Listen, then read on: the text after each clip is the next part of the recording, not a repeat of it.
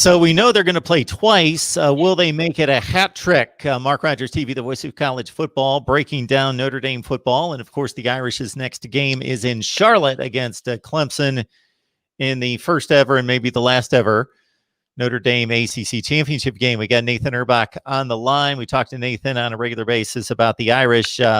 Nathan with a Notre Dame podcast to be named later. Nathan, how you doing tonight? I'm doing good, Mark. I'm doing good. How are you? I am doing just fine. So looking at the Notre Dame Clemson part 1, just kind of run down for us what worked in that game, what made the slight upset possible.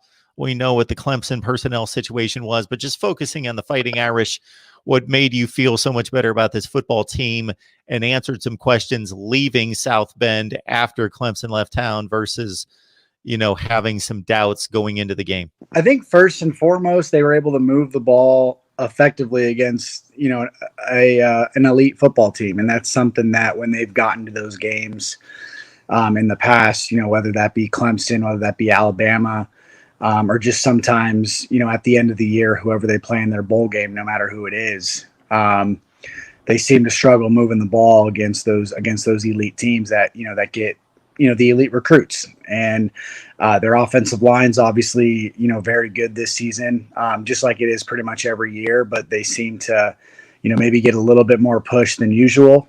And then obviously the running attack has been great. So being able to run as effectively as they have against pretty much anybody that they've wanted to this year.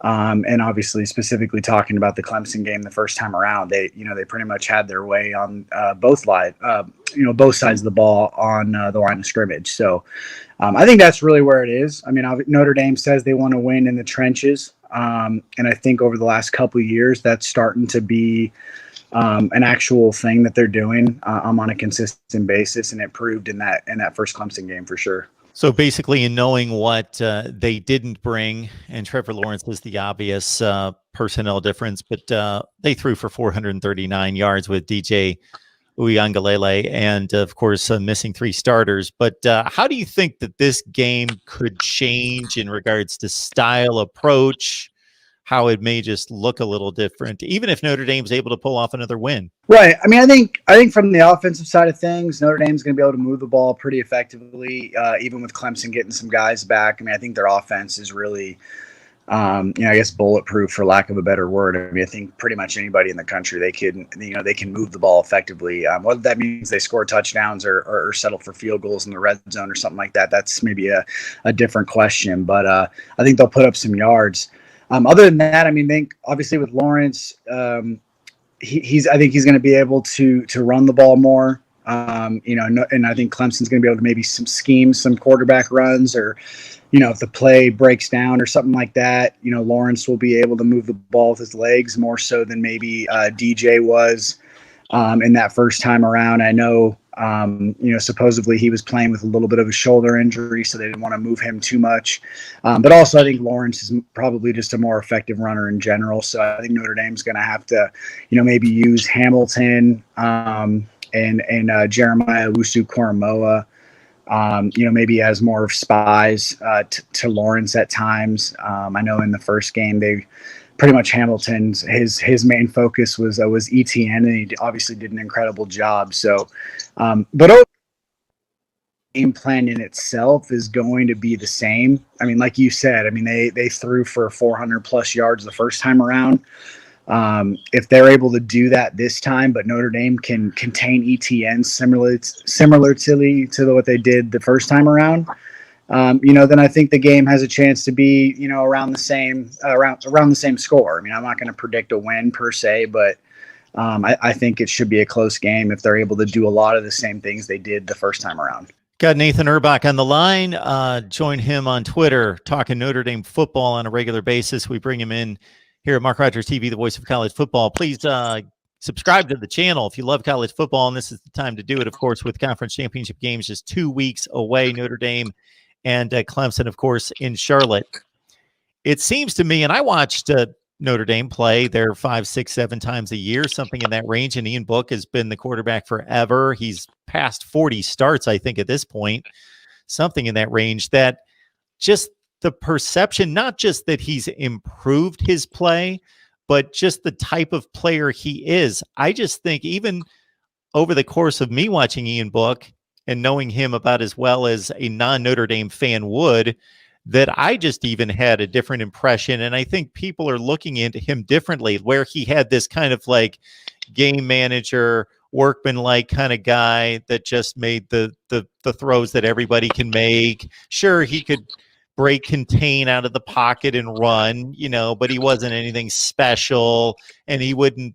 And now, just through the transformation of what we saw specifically against Clemson, but even in the aftermath of that North Carolina flip plays being blown up in regards to this guy suddenly has almost changed his persona from a perception standpoint of now he's this swashbuckling kind of Brett Favre kind of guy that runs around and does whatever.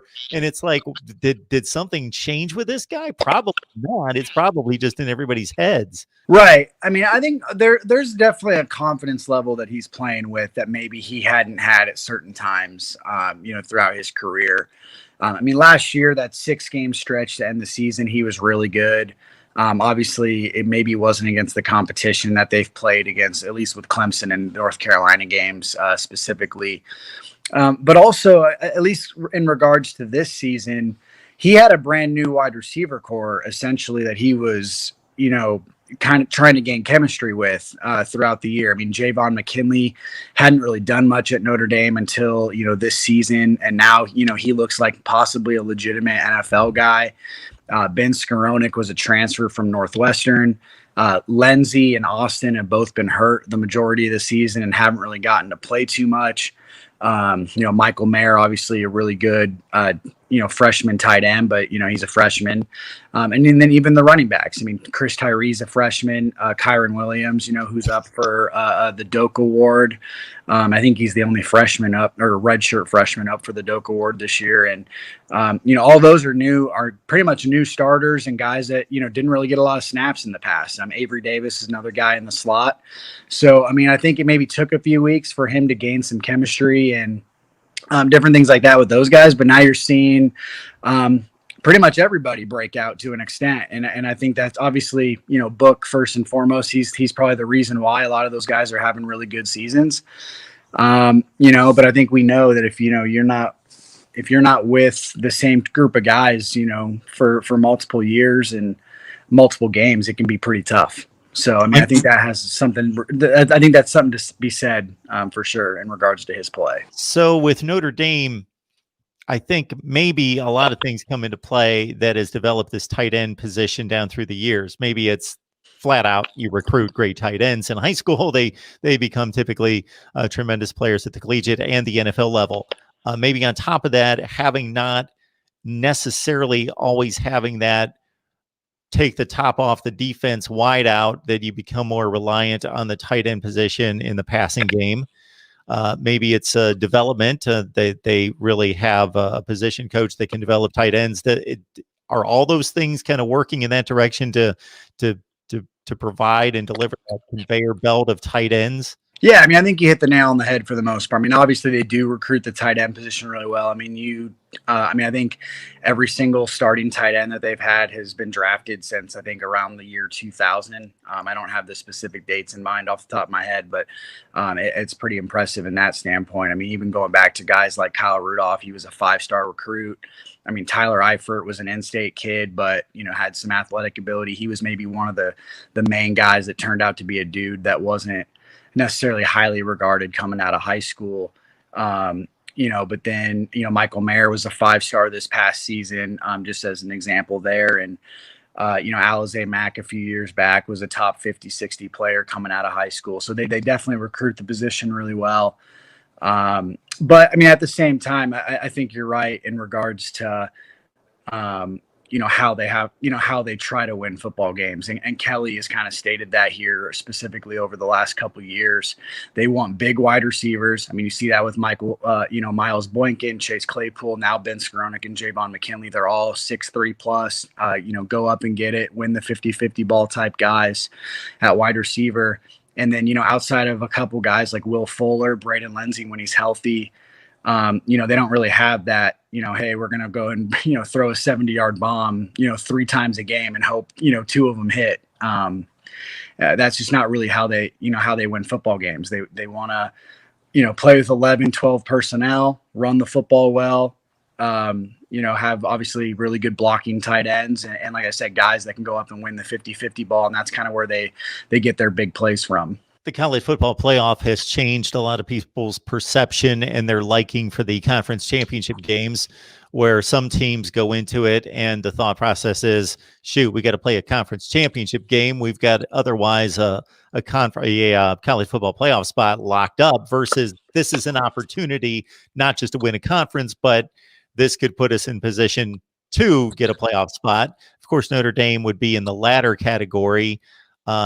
They seem to be, they would be in the playoff, obviously, today. A loss, depending on the severity of the loss, is going to be held into question. So what do Notre Dame fans feel about this first ever conference championship game being in the ACC, not in the ACC? Would they want to stay in the ACC? I think a lot of Notre Dame fans they find this year somewhat exciting and different.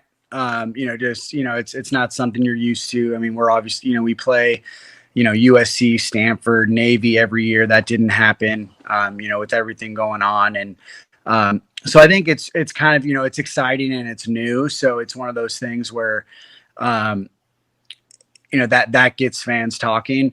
Another thing I think is fans are like, hey, first time ever in a conference. If they win it, then it's kind of like a bragging rights sort of thing. And almost like a, hey, see, I told you so. We don't need to be in a conference. And I know a lot of fans that feel that way, more so jokingly than anything else, I feel like. But at the same time, I think a lot of them want to go back to, what it was. Next year's schedule is not particularly hard, regardless of, COVID or not. But here in a few years, they're supposed to play both Clemson and Ohio State back-to-back seasons, and obviously get USC, Stanford, Navy back on the schedule, and fans are really excited about those matchups as well. So I think when push comes to shove, most Notre Dame fans would love to stay independent and keep the way it was, but it's hard to deny that this year at least wasn't exciting for what it was. Yeah, that was the first thing that crossed my mind when it was announced. Notre Dame is playing in the ACC in 2020. I thought, I usually could care less if Notre Dame wins all their 12 games or loses them all or what happens, but I want Notre Dame to win the ACC this year. I just think it's poetic justice. I just think it slaps the ACC across the face to say, we used you, we're gone, boom, we did it, see ya. And if the ACC wants it that way, they certainly left themselves in that place to kind of look a bit second tier in a way that they would allow a team in and then give up the conference title, especially for longstanding teams like Miami that have been in for 15 or 20 years and can't win a conference championship. All right, Nathan, we appreciate you stopping by. Of course, you got a long wait, but we do have National Signing Day coming up next Wednesday, so we'll certainly tap you on the shoulder for that one. Awesome. Thanks for having me, Mark.